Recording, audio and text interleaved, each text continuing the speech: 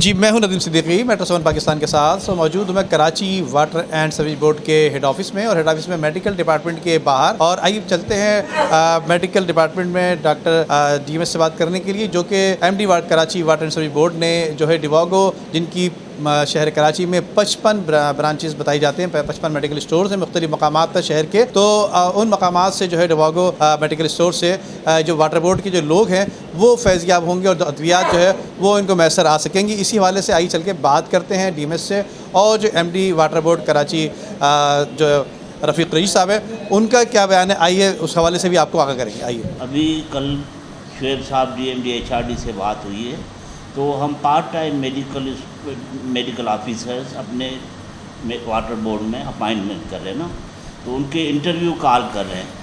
तो इंशाल्लाह 1-2 हफ्ते में हम इंटरव्यू कॉल करेंगे, उन्हें अपॉइंट करेंगे।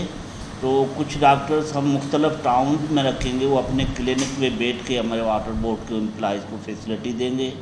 कुछ हम अपने आउट स्टेशन की डिस्पेंसरी पे अपॉइंट करेंगे।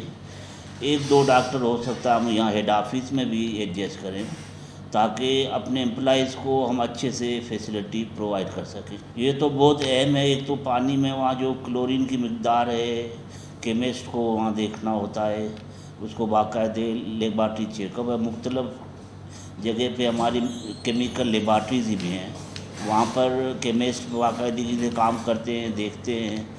उसके अलावा यहाँ जब शहर में आ जाते हैं तो यहाँ पर कोई अगर बीमारियाँ, आजकल डेंगू वगैरह ये चीज़ें चल रही हैं, तो हमारे मुख्तलिफ पैनल अस्पताल उसको अच्छे से डील कर रहे हैं। जैसे डाओ है, तो इमरजेंसी में हर घंटे में हमारे 20, 30, 40 पेशेंट जा रहे हैं। तो हम उनको अच्छे से रात 12 बजे तक, 2 बजे तक मैं उन्हें मॉनिटर कर रहा होता हूँ, उनको एडमिट करवा रहा होता हूँ। तो उनके जितने भी मुश्किलात मामले हल कर रहे होते। तो इसीलिए हम लोगों ने अभी एक डिवागो फार्मेसी अपने पैनल पे लाए हैं।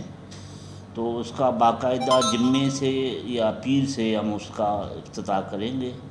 उसके सारी फार्मेलिटीज़ पूरी हो चुकी हैं।